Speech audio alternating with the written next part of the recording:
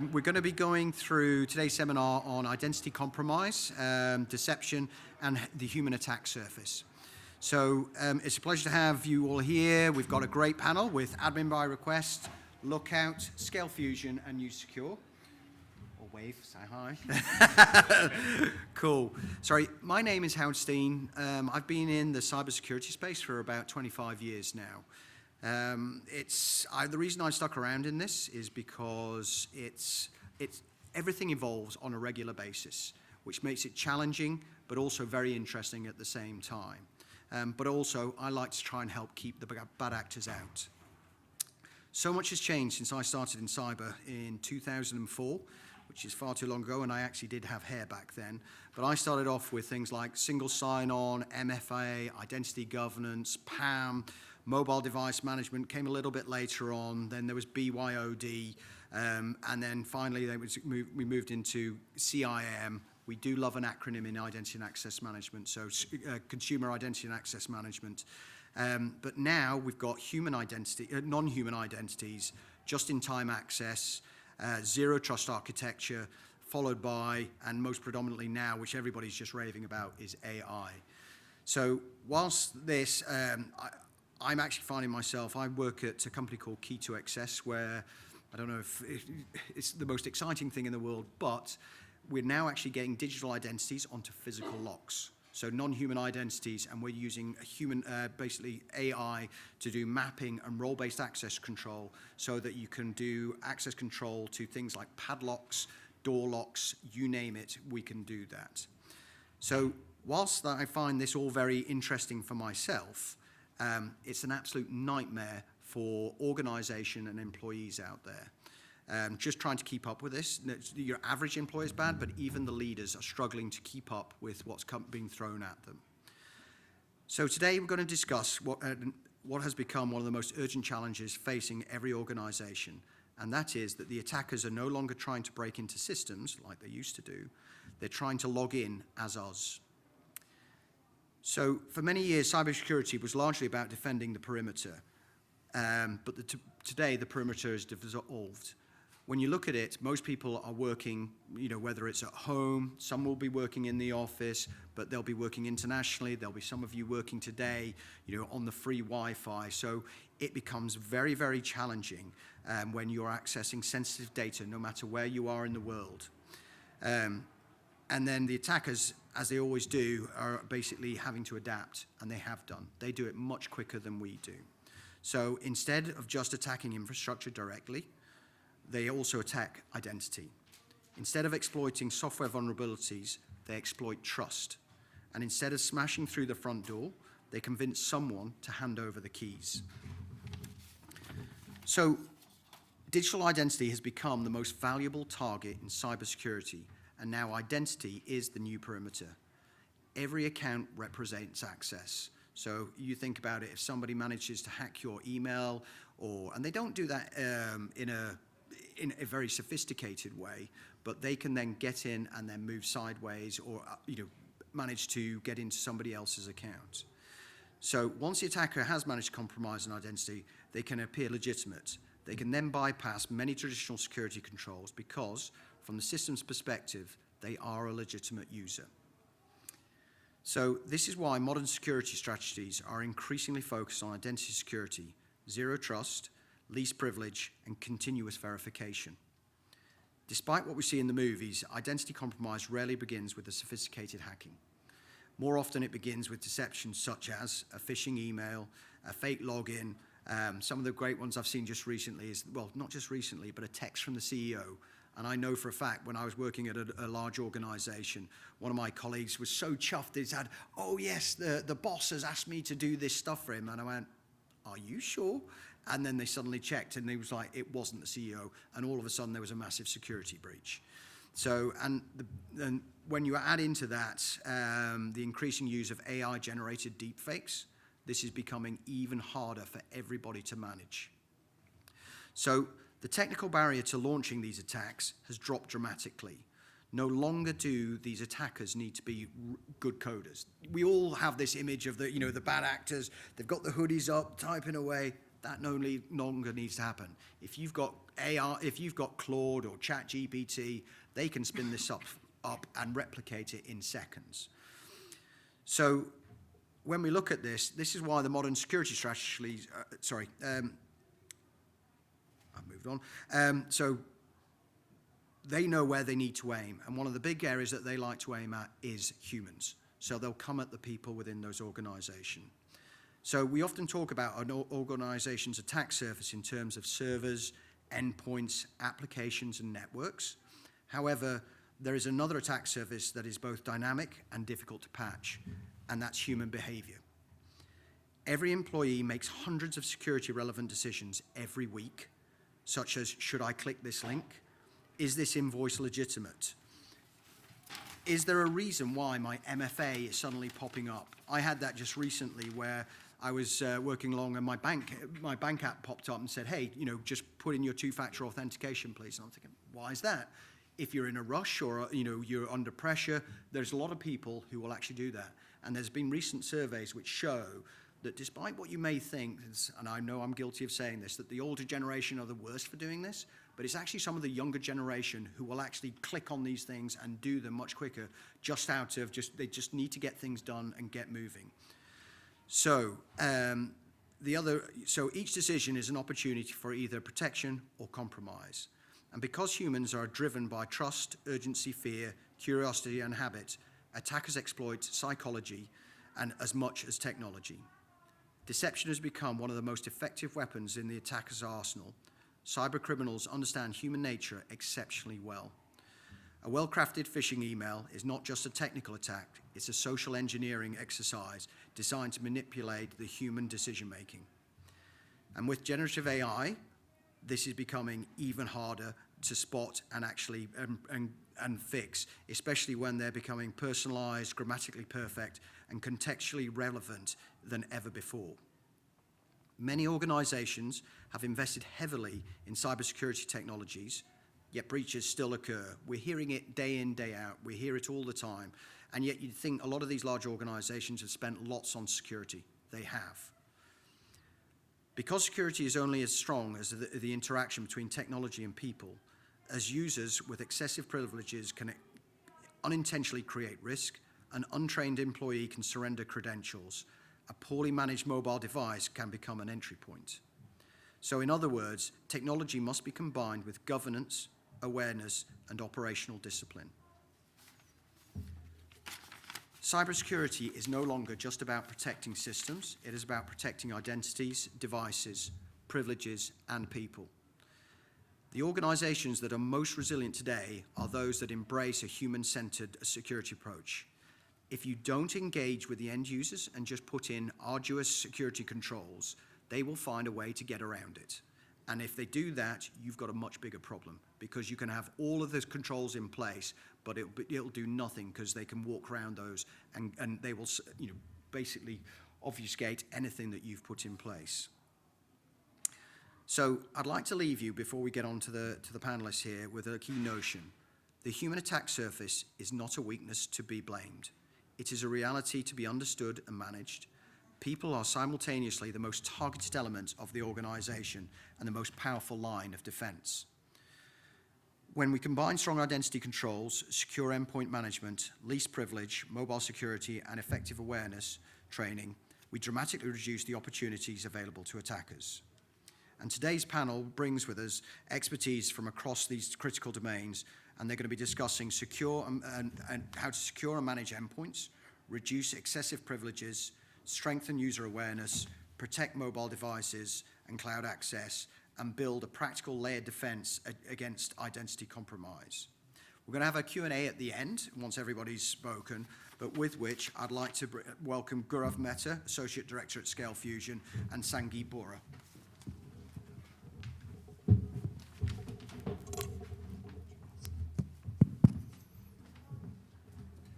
Hi, everyone. Oh, yeah, I think this is a good spot. All right. Hi, everyone. I'm Gaurav, glad to be here to be presenting what Scale Fusion is about, and that's Sangeet, a colleague of mine. Hello, everyone. Good to see these lovely faces here. So, Gaurav, before we start uh, diving into cybersecurity and the attacks, can you tell? I think most of the people do not know what scale fusion is. Can you tell us like what scale fusion is and what problem do we solve? Great, thanks, Sangeet. I think we wanted to start with something like this. Scale Fusion essentially focuses on endpoint management, zero trust access, and endpoint security. We help organizations secure and manage the devices, user identities, and any access to business apps as they would need, all from one platform. And that's been something that we've built over the years. Historically, there have been organizations have been using various tools for the device management piece, for the identity management, VPNs, compliance, but I don't think attackers look at all of these in silos. And usually it is the weakest part that any attacker chooses, which we feel identity is that weakest part. And that's what we're going to speak about today. Yes, I think that's something every organization is struggling here with today. So, hybrid work, BYOD, like SaaS applications, remote employees, everything is basically changed completely. Yeah, like Howard mentioned, protecting the network perimeter used to be the key for security, but I think the perimeter itself is not fixed today. You have users, applications, devices that are being accessed and used from everywhere, and I think attackers know this, which is what we're going to speak about. Okay, so let's dive into what we are talking about today. Yeah. I know we have about 10 minutes and we're running a little slow, so I'm quickly going to run through what the idea of, scale fusion is. We're going to speak about how modern attacks have evolved, how identities are the primary target, what attackers do after gaining access, and what modern access control should look like. Okay, this is a powerful slide. Attackers don't break in, they log in. So, what does that mean? So historically, teams spent years focusing on vulnerabilities, malware signs, firewall protection, but attackers, I think, realized there's no point trying to break a system when it's just easier and simpler to trick a user. So like Howard mentioned again, phishing is the key where getting access to valid login credentials becomes fairly easy. And we've seen that in various formats that happen today.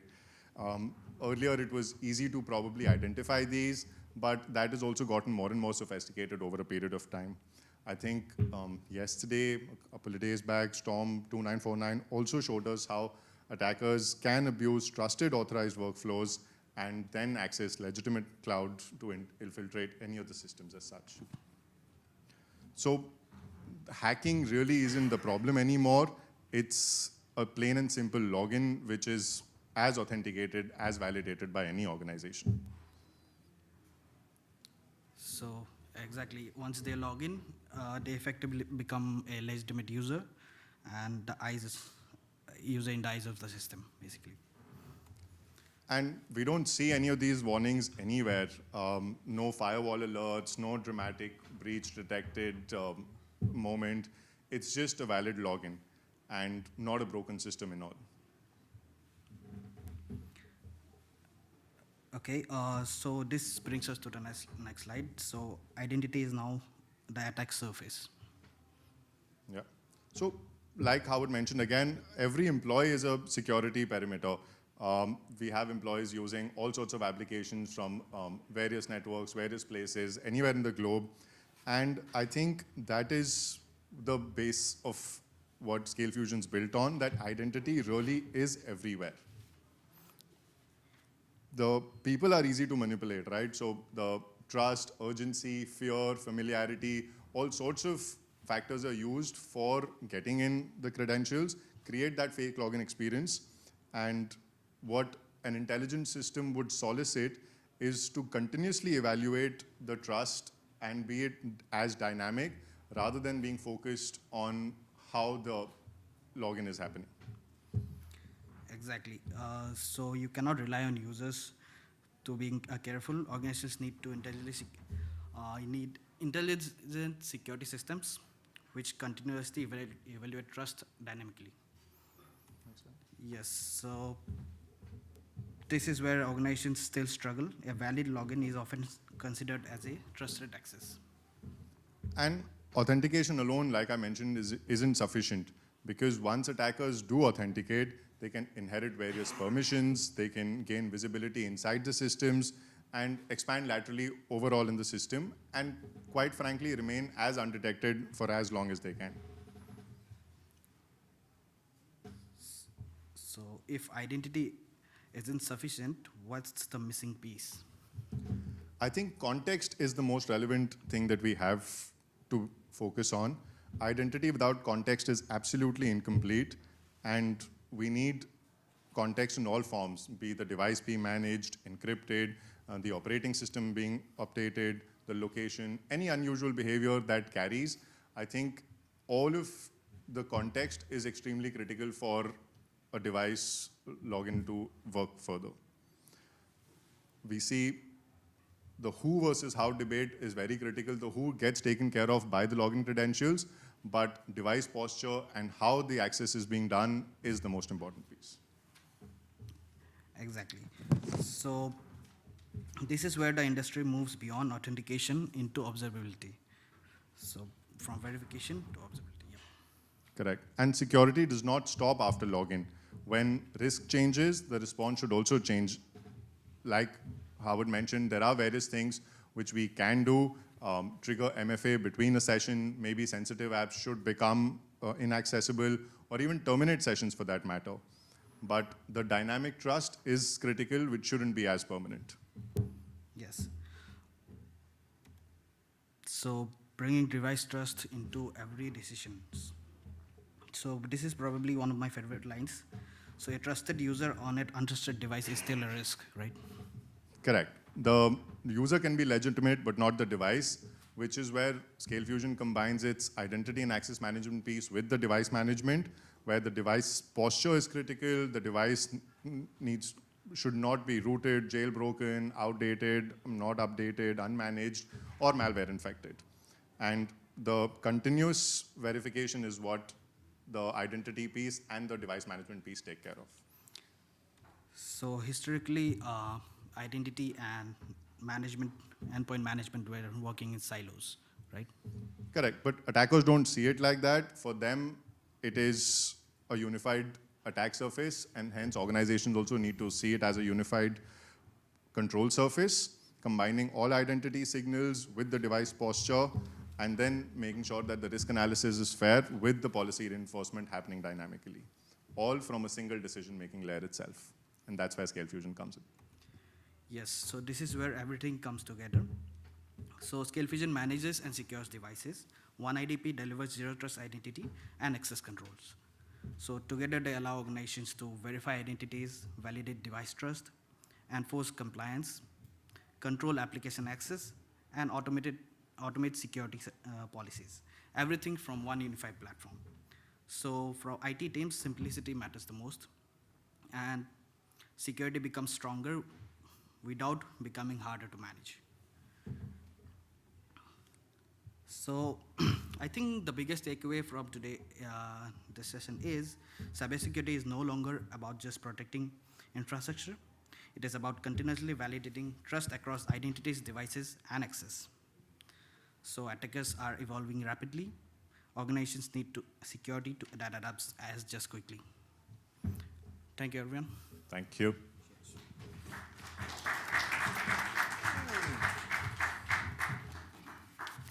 Cheers, thanks for that, Gaurav. So, Molly, would you like to, Molly McManaman from USecure.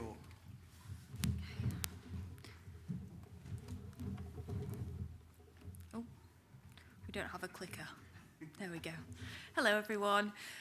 My name is Molly McManaman, and I am the Head of Sales Development at USecure. We are a human risk management tool that supports organizations to manage their human risk in their organizations in an automated and scalable way.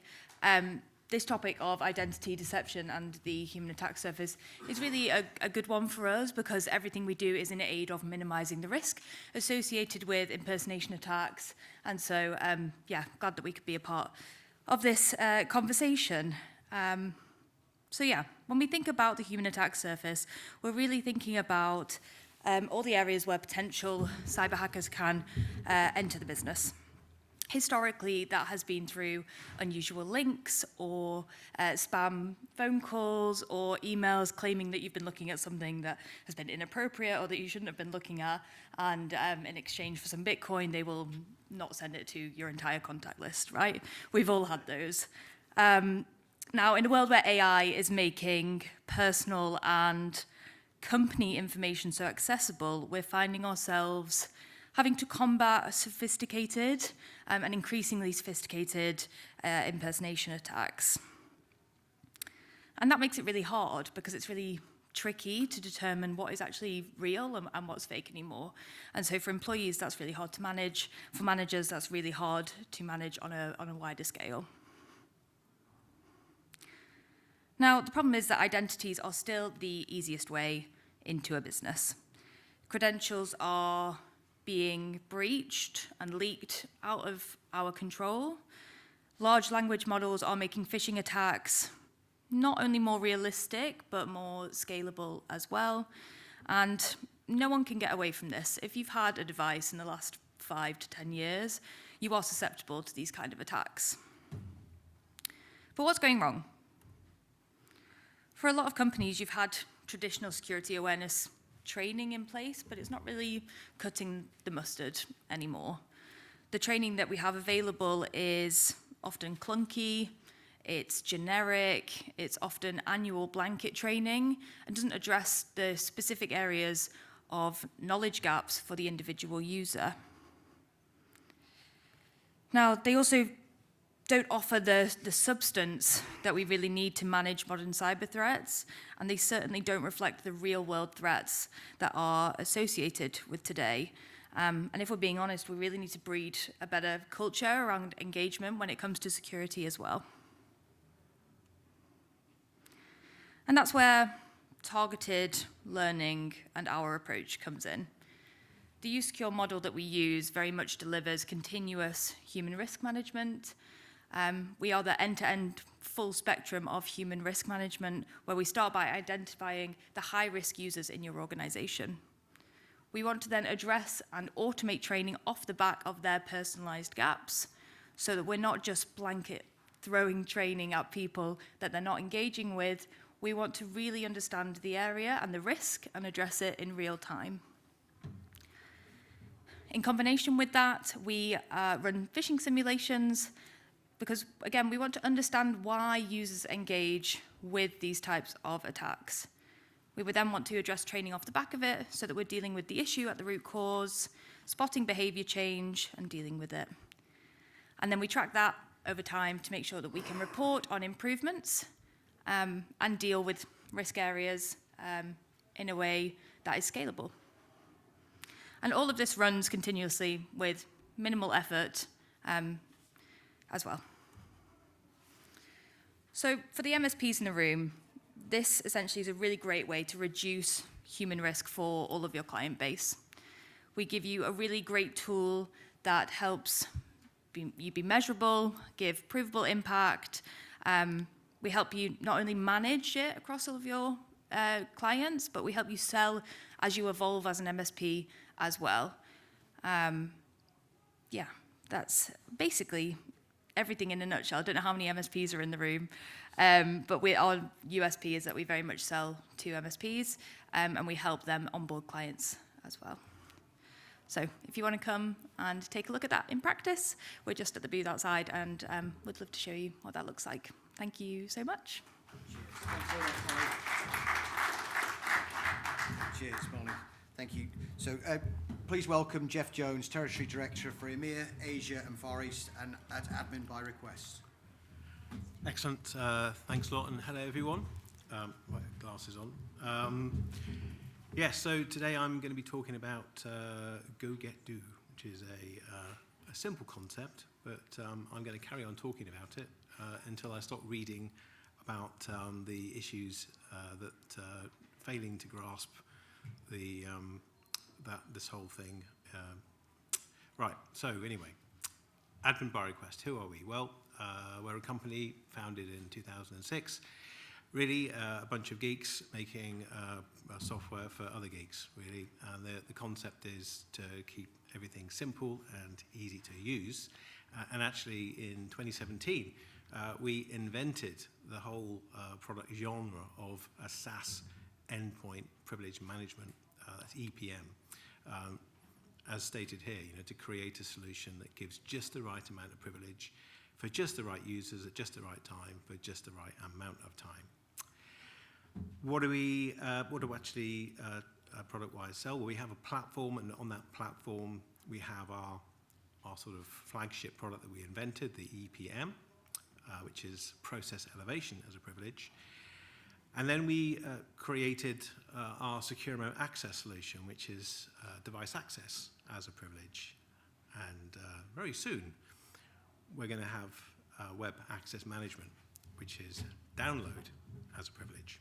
Interesting. So we're basically looking at the concept of everything as a privilege, not simply about elevating applications.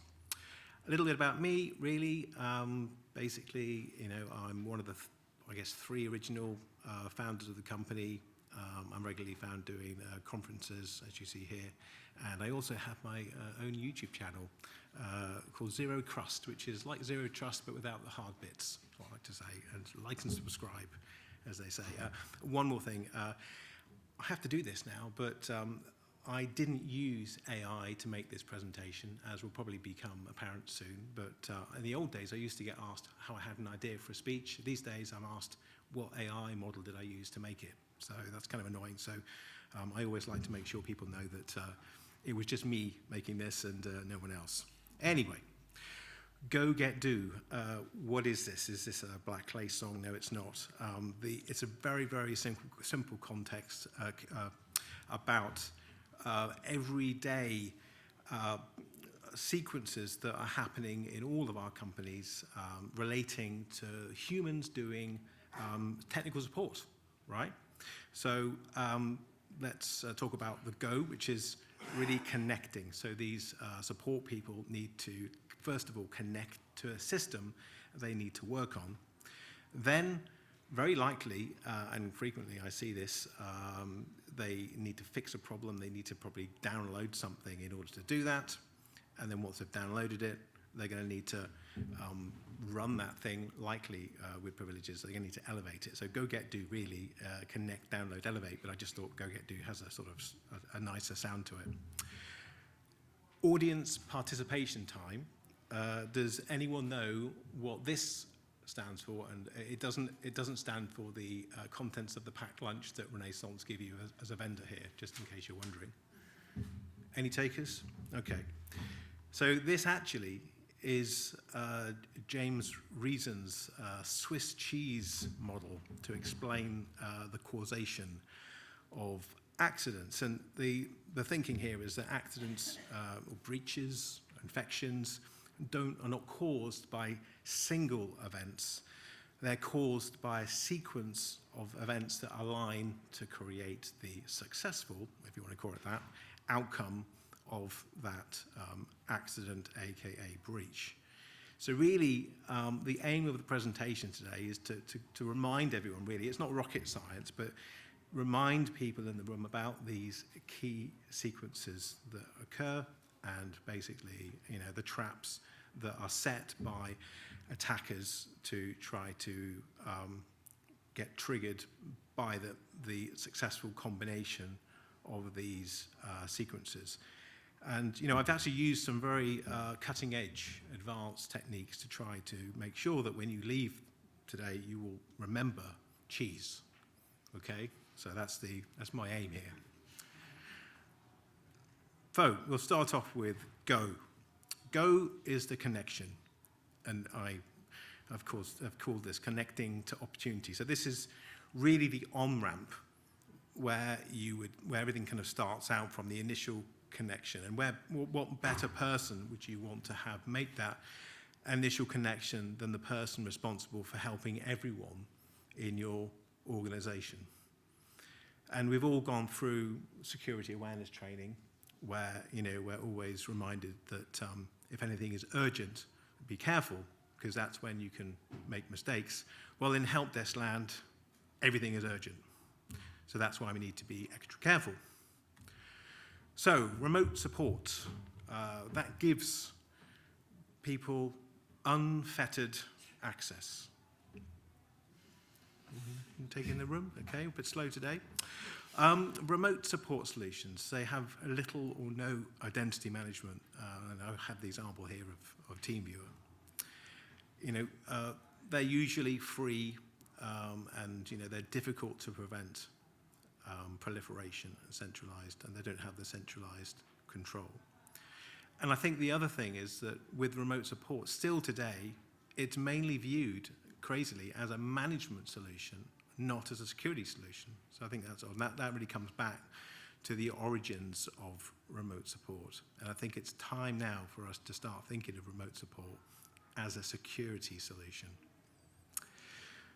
You give people too much access, overprivileged access to systems, unfettered access. And also, many of the solutions involve bypassing the security protections that are designed for end users and not designed for help desk users. So really, the risk is the full cheese board scenario setup in my triple sequence of cheese. Okay, next one. And the remediation is really to take back control, as we say, in that we want to try to block and deny users from installing these remote control solutions. When remote control is required, we need users or the help desk users to go through the same MFA for incoming requests that they would need to log on to their systems at work. We also want to have a thinner solution for remote support, remote control. Minimal features just to allow users to do the thing they need to do to help the user without too much functionality that's going to, again, overprivilege that help desk person. We want to implement centralized approval and basically have the screen recording and auditing. And then integrations are also important as well. So yeah, and what I'm saying here basically is that, remote support really should be all about least privilege control as well. So we only want authorized people on compliant systems accessing users' systems from the right locations for that to happen. That is the go. Now we have the get. So really, and this is so common, I see this all the time, even when doing remote sessions with customers, that people on the remote session download something to fix something, or even if it's a diagnostic app. And this is really a big problem. And I'd say it's allowing support people to download is way too risky. I think really it seems like such a simple thing, but it's actually where the payload generally comes from. So you've got isolated endpoints. It makes it very difficult for supporters to get files on the endpoint to fix things. You can upload them through remote control, but then that assumes the thing you're uploading is safe in the first place. What normally happens, what I normally see in the human approach, is just for the support person to just download it from whatever website.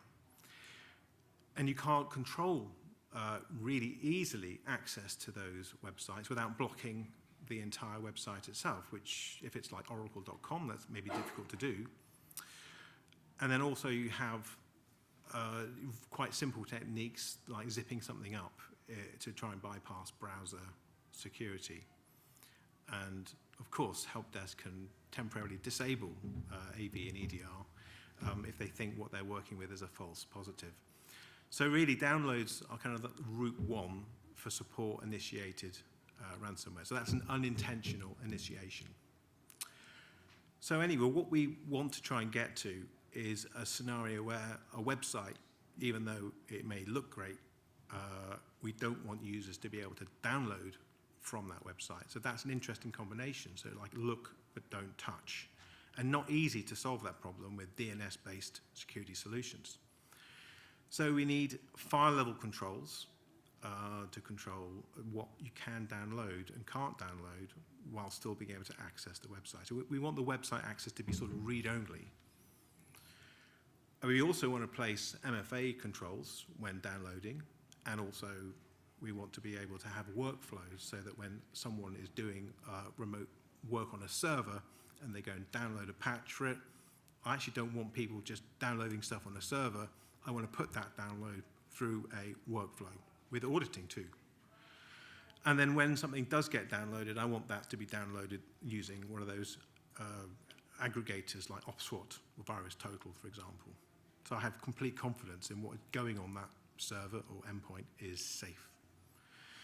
And then I want to be able to context switch the rules of whatever is applied to the endpoint to new rules that apply to me as a supporter without giving that supporter full privilege.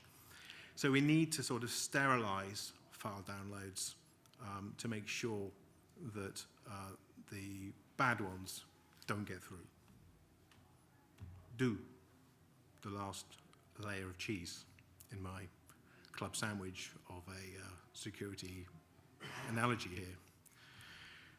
So right, the help desk user from a privilege point of view is always the big cheese, okay? They don't follow the principle of least privilege when it comes to anything on endpoints. You've just got admin or you've got nothing, as you see here. A TeamViewer is one of those things. I get full access to the file system to do what I like as a supporter, to fix things.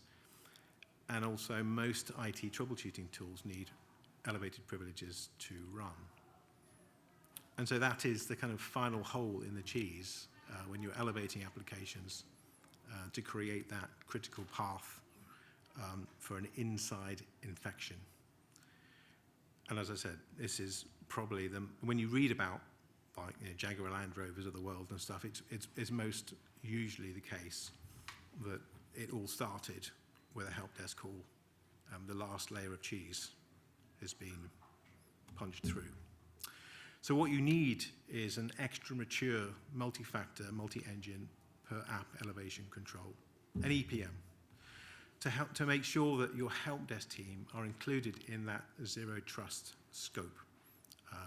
A user is a user, and quite frequently when we talk to customers, that is not always the case. They say they've removed rights from users, but they also would admit they haven't done that from help desk users. And I'd say that actually the principle of least privilege is even more important for those that use privileges on company-wide admin tasks. We want to ensure that MFA controls also apply to privileged elevations, just as much as they do to accessing and downloading. And we want to maintain control on who in the help desk team can elevate on what and what they cannot. And then role-based rules on behavior, risk scores, and maturity and seniority. So not just simply about the department, it's also about the human and what you know of them. And so we really need complete control of help desk app elevations on all systems. So to sum up, my sterile, or should I say pasteurized support environments is one. We want to treat remote access as a security solution. We want to view uncontrolled support downloads as a root one risk. And we want to apply privileged elevation control to prevent elevated executions. And in the worst case scenario, we want to contain the infection on a specific endpoint. And that's it. Thank you. Thank you, Jeff. I hope no one was dairy intolerant, because with which we're going to go over to our last speaker, Michael Simpson, Senior Sales Engineer at Lookout. Thank you very much. I will try to not be as cheesy as that. Come on. I'm not going to tell you what we do. We're out there. Come see us. I'm sure you'll figure it out by the end of the slide deck anyway. Some pretty big names on that board, all been in the news in the past couple of years for the wrong reasons. Were their systems hacked? Or were their humans hacked? It would be remiss of me to do a presentation on the human element, deception, social engineering without talking about Kevin Mitnick, considered to be the godfather of hacking. What's he doing on there? Late 80s, early 90s, infiltrated so many large organizations. Got the source code for a new phone from Motorola just by ringing him up and pretending to be an engineer, and they just handed it over to him. Yep. So he's on his phone, he's in the 80s, this is how he does his social engineering. How many of you have spoken to your customers on your landline recently? How many of you have spoken to your help desk on your landline recently? Who's even got a landline anymore? Yep. How are they? There's always one. I'll catch you out on a later one. Don't you worry. Don't you worry. Does that sound familiar? Now, some of us would argue, Jaguar Land Rover, did it start at the help desk? Was there not an element of reconnaissance before that? How did the attacker know how to act as the employee? Their name, what device they're on, what's their MFA on, what does their enrollment process look like forever? There's generally always an element of reconnaissance in there as well.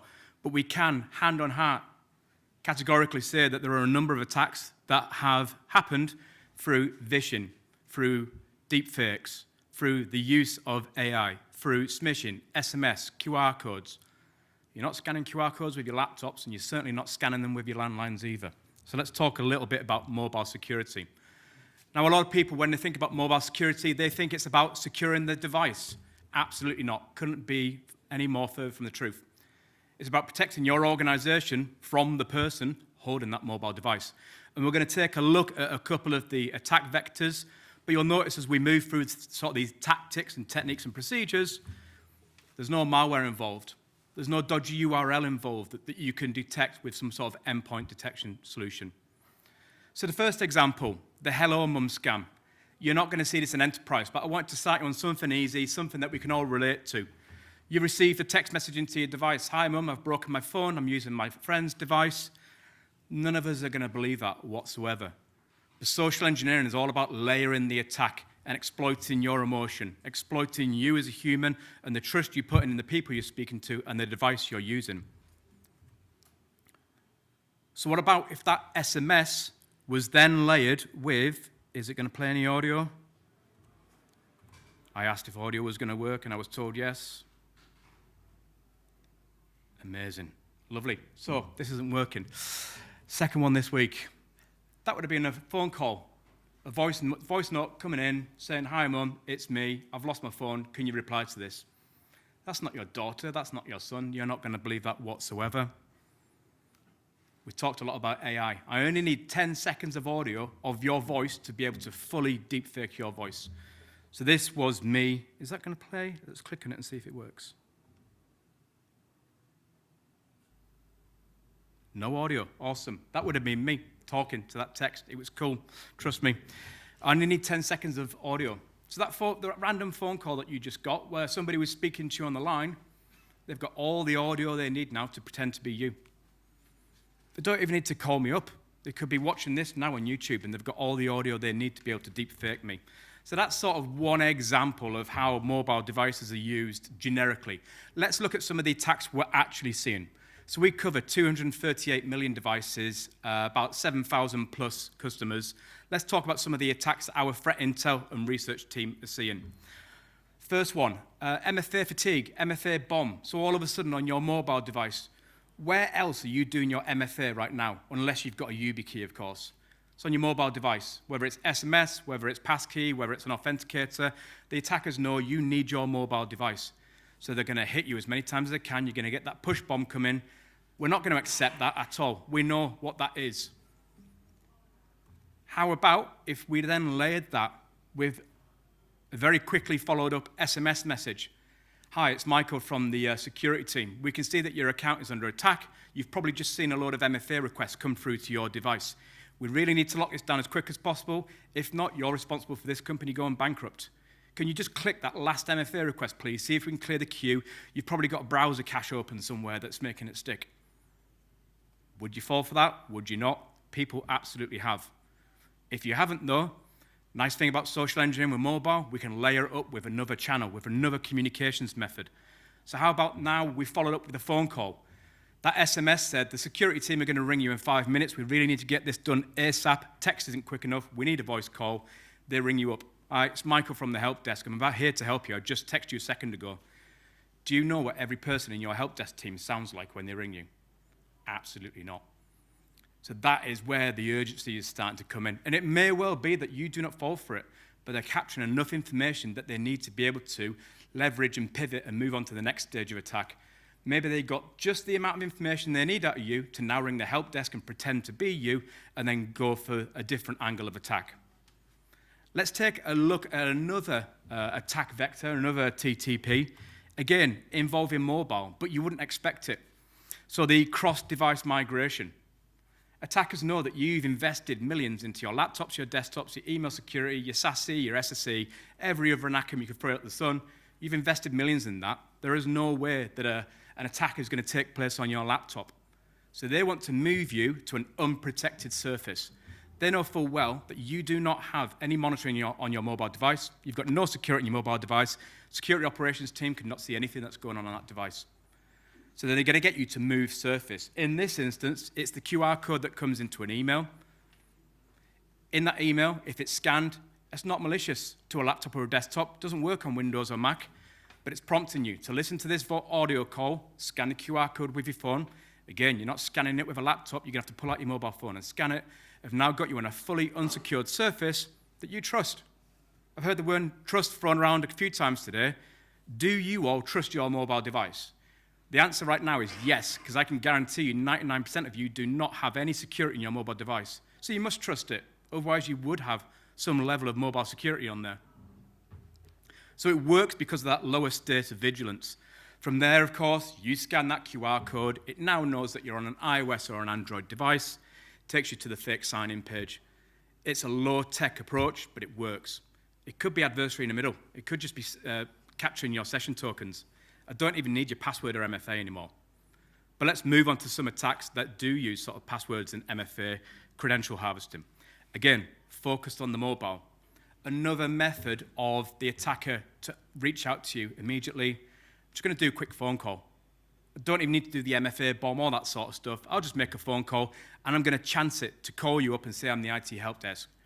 ScatSpider, Shiny Hunters, they advertise on Telegram for 18 to 25-year-old English-speaking females to make telephone calls for them. Follow the script. If you're successful, we'll pay you £1,000 per call. That's who's making these attacks.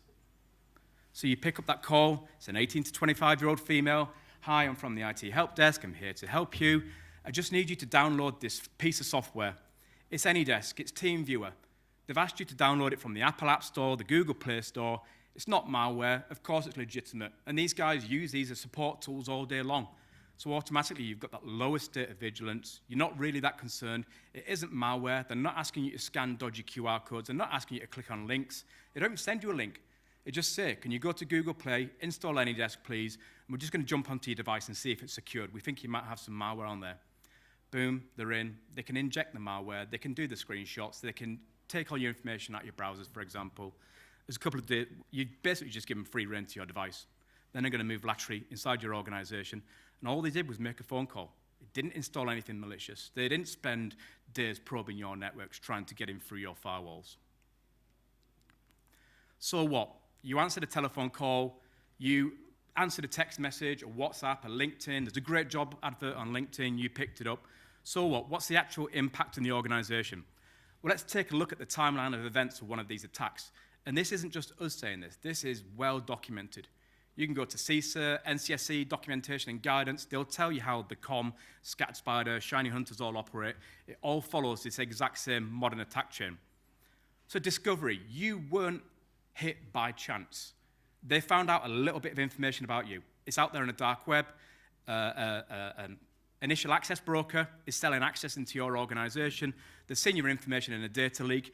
You might have gone to a car park railway station, rushing for work. You scan a QR code very, very quickly. Info stealer has got a little bit of information about you. They're then going to probe on that a little bit further.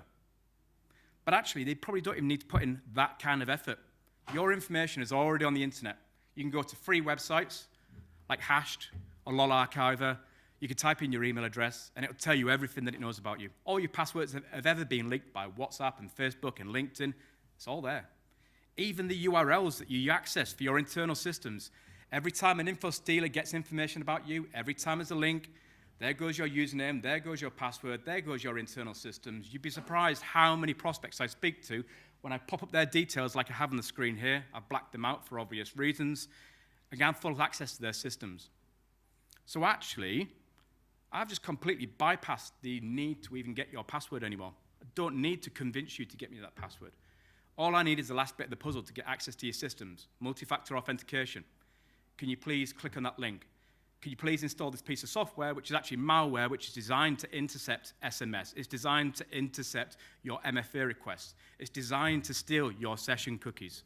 So actually, I can just go straight in and log in, as long as I've got your username, your password, your MFA, or, of course, your session tokens. That all involved mobile devices. I don't see many people pulling out a YubiKey to do their multi-factor authentication these days, and attackers know that. But let's say this attacker's got to go the long way around. So actually, we're going to do a bit of reconnaissance first of all. If I want to find out about you, who you are, where you live, what language you speak, a little bit about your background, your lifestyle, even what device you're using, I'm going to do a little bit of reconnaissance. What's the best way to do that? Mobile device. I make a phone call, I send you a link, I give you a QR code.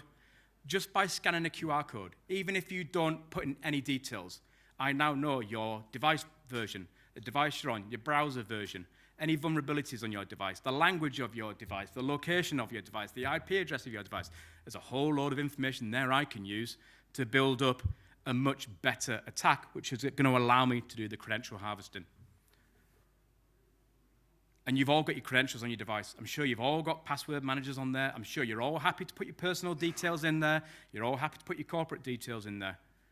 None of us use the same passwords for both systems at all, though, of course. We all use different passwords for our Facebook from our corporate email, for example. So now I've got everything I need to infiltrate your organization without having to hack in. I can log in from China through a VPN to make it look like that I'm in London. I've then got the initial access. I can then move laterally inside your organization. I can then extort the data. And the days of ransomware and encrypting your data is gone. You look at Shiny Hunters, for example. We've got your data. We're going to leak it if you don't give us a load of money. Now, sometimes the company will say, we're not going to give you a load of money. It's tough. What are you going to do now?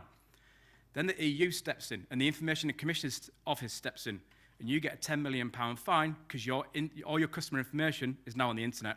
So it's not just the hackers we're being held ransom to anymore. It's the ICO as well. It's the EU. It's not just worried about what the hackers can do with your information. It's the subsequent effects, the share price, the reputation, that type of stuff.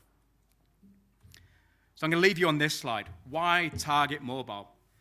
I'd like to think the first answer to that is fairly obvious. You've all invested millions in a SOC, and a SIEM, and endpoint protection for your laptops and desktops and your firewalls. Attackers know this, and they also know you've got nothing on your mobile devices. They can walk around across any of the different techniques I've talked about today, and you don't know about it. Your security operations don't know about it. So they can do as much as they want with no alarm bells ringing. Secondly, where is that last key to the kingdom, your multi-factor authentication? It's absolutely on your mobile device. So I'm going to target that as well. And your trust, we've talked a lot about vigilance and trust throughout this session. Your trust is immediately lowered on that mobile device. We all treat that completely different to our corporate laptops. 60% of internet traffic is all from mobile devices now because we're using them so much. And then final question, the speed of attack. How many people in here have unread emails in their inbox right now? Everyone, pretty much guaranteed? How many people have unread WhatsApps on their phone right now? Not as many. Speed of attack. Their attackers are almost getting a real-time feedback. They're not sending an email on Friday, hoping you click on the link on a Monday, and then they're going to get access to your credentials. It's real-time feedback, baby. WhatsApp, SMS, Signal, Telegram, that LinkedIn job offer that's too good to be true. And a lot of it's all on the mobile device. So it's all about actually educating your users in real time as these attacks are happening. Notify them that this is a social engineering attack. This is executive impersonation. We do not allow you to download RMM tools onto your corporate mobile device. And alerting the security operations team in real time. So actually, they're going to get visibility of the early stages of attack. The reconnaissance, the social engineering, long before initial access has taken place. 10 of my users have all just received a text message pretending to be from the CFO. Not a chance. We need to start blocking domains. We need to start putting our security playbooks into play. Come see Lookout over there a little bit later on, and I'm more than happy to talk it through a little bit more in detail. Thank you very much. Cheers, Michael. Thank you very much. Right, we're going to go for a bit of a Q&A now, so I just want to open this up. Does anybody from the audience have any questions for any of our panelists today? Come on, there must be something. Quick one. I mean, mobile passkeys, yes or no? Passkeys? Yeah. Absolutely. More secure than SMS, more secure than an authenticator application. But if that device is compromised, if there's malware on that device, they can still get the session tokens off that device. So passkeys are not the answer. They're a lot better than anything else, but if your mobile becomes compromised, anybody see the Dark Sword attack 2 weeks ago? Any iOS 18 device and below that visited specific websites, the device was fully compromised. Stole all the session tokens, bypassed passkeys, got all your messages out, and there was nothing you could do about it. The only way you could protect yourself was to upgrade to iOS 26. So if a device is compromised, they've still got access to your passkeys. But still, I would say passkeys over everything else. Yeah, absolutely. And it's the standard thing. I was at Cyber UK a couple of weeks ago, and even the UK government, they are heavily pushing that. But it wasn't just those. The Germans were also saying, look, just go to them. Nothing's perfect. We work in an imperfect world.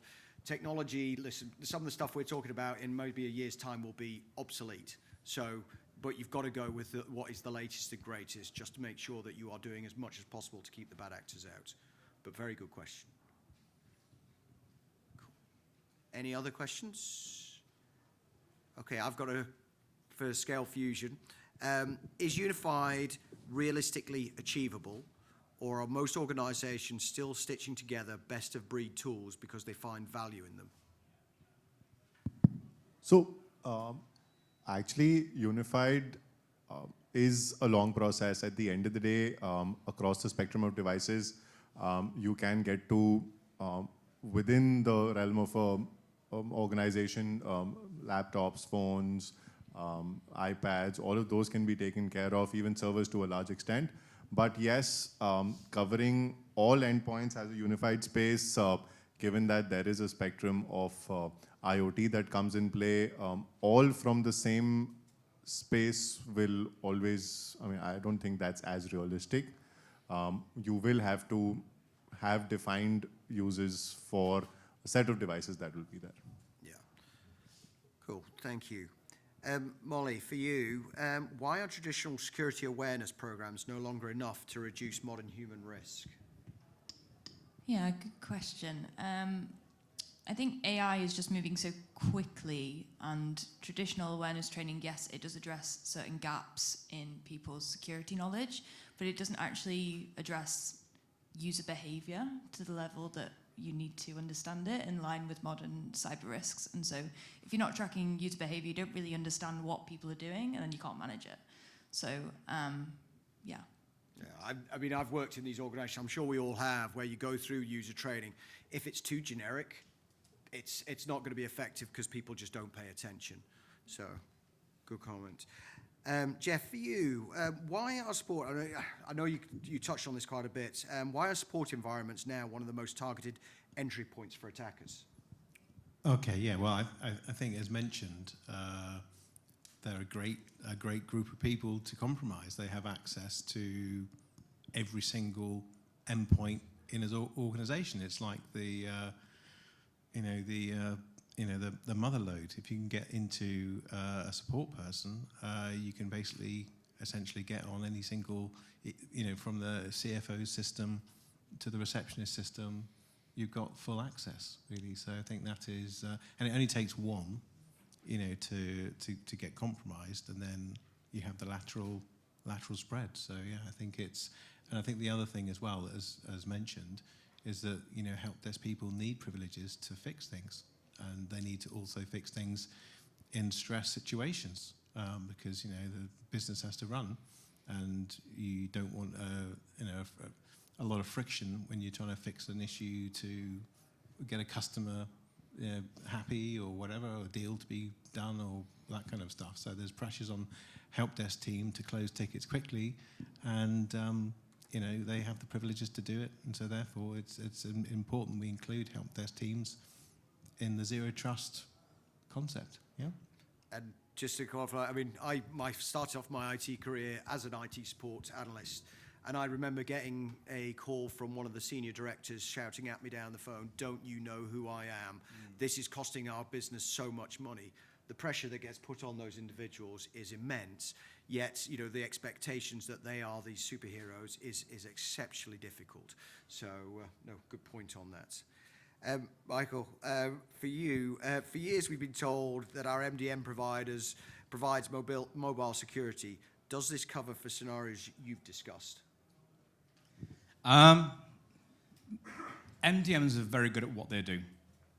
They configure devices and they manage devices. It's in the name, right? They do not provide security whatsoever. If you look at any MDM provider's documentation, they'll all talk about integration into a mobile threat defense platform. If you look at Intune, for example, all the way through their support documentation, you need to plug into an MTD to be able to actually detect threats. They don't scan traffic, they don't look for malware, they don't do social engineering, but it's a symbiotic relationship. You need to plug both in at the same time. And actually, an MDM is only effective if you have an MTD. MDMs are dependent on the operating system's APIs, the APIs that Google give them and that Apple give them. If that device is compromised, if it's rooted, if it's jailbroken, those go out the window. It's fairly easy to bypass Intune. You can download free software to do it. Go on the internet and search for it, guys. I recommend it. Yeah. And I mean, if you look at MDM in general, they're only really applied to corporate phones or corporate devices, whereas we all know, I mean, quick show of hands, how many people has a corporate device here for your phone? Maybe 3 hands went up there. So that kind of shows you some of the challenges those manufacturers deal with. I've actually got a question for Michael. All right. Oh. I'll ask you a question. I am planning for this one.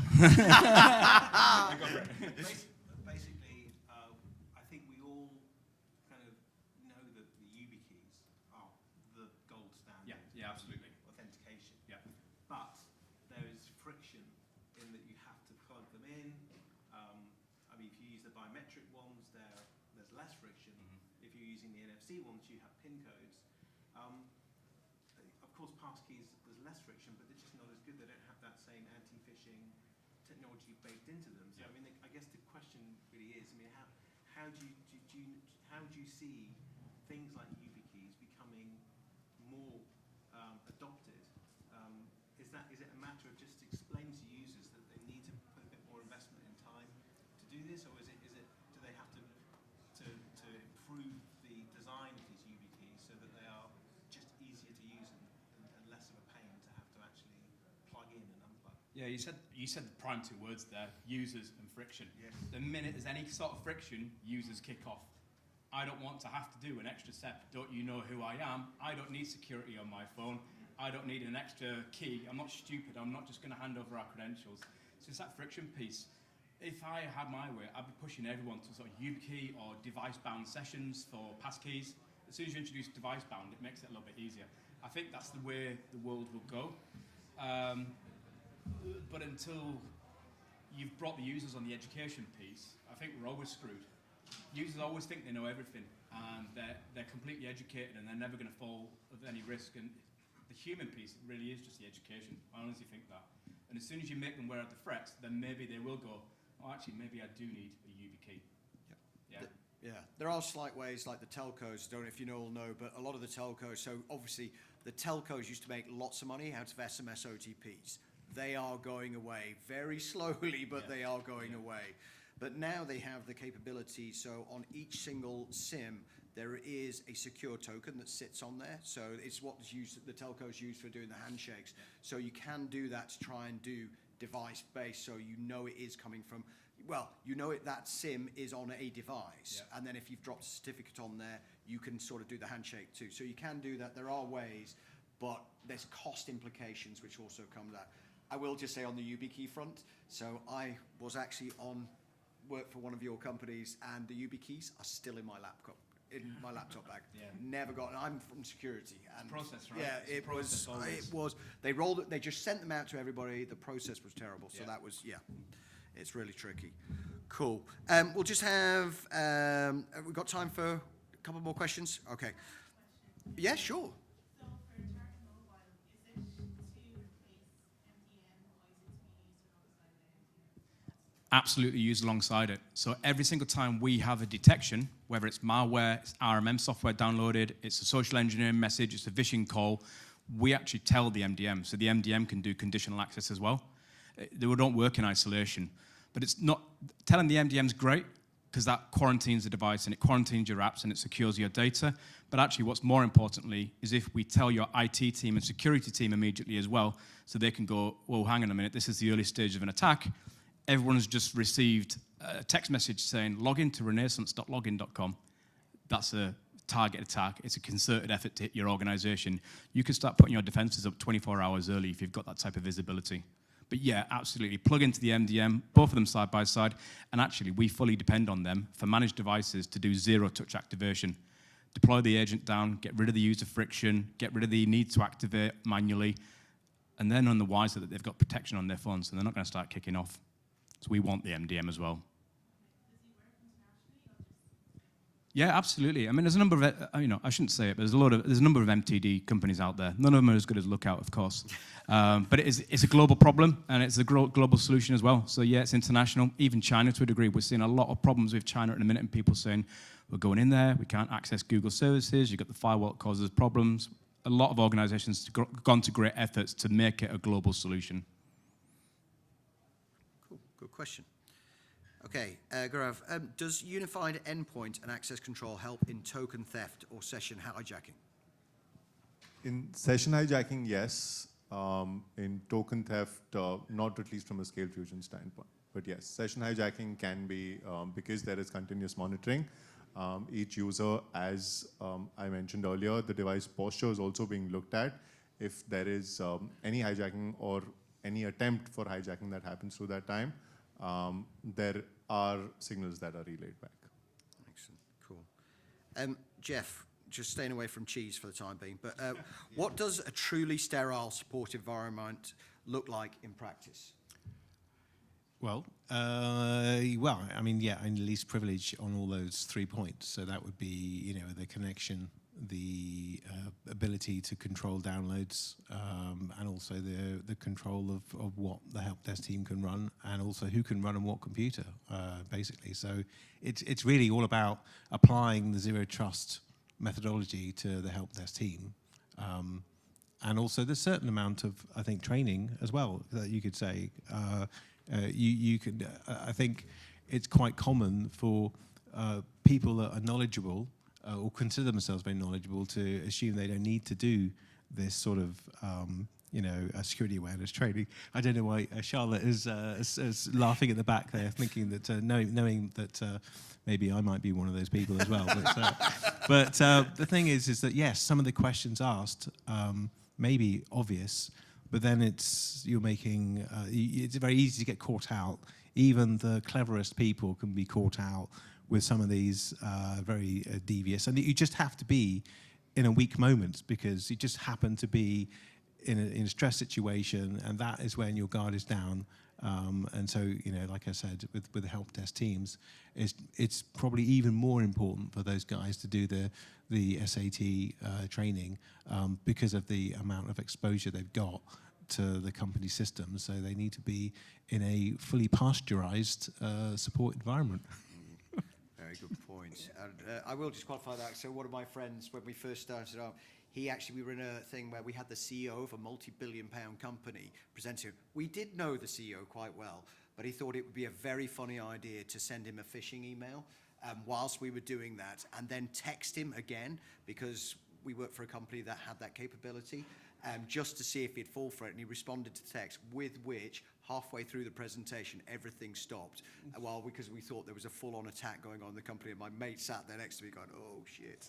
So, yes, there's lots of problems in those areas. So, obviously, like you said, least privilege, all that side of things, and then I will say, Molly, on the training, it is essential that you get that right. So, cool. Michael, for you, new Android and iOS phones have built-in protection. Is this sufficient? Please say it is, because... From a personal level, yes. I shouldn't say this, but we're a member of the App Defense Alliance with Google. So we scan every app before it goes to Google, and then we tell Google that's malware, and then they go, eh. So I could go to the Apple App Store now and Google Play Store and download malware. But we're getting smishing AI detection on devices. We're getting phishing detection and spam detection on devices. It's great for you at a personal level. It's not good for a company. It's not an enterprise scale solution. Your security team aren't aware of what's going on. If your users are getting hounded day in, day out from fake help desk and your security team don't know anything about it, you've got a problem on. So it's all about having that enterprise grade solution in there, layered on top of the existing stuff that the devices are doing. Excellent. I suppose this is one of my favorite ones for you, Gaurav, and I know this very painfully. Who typically owns this unified model internally? Security IT or identity teams?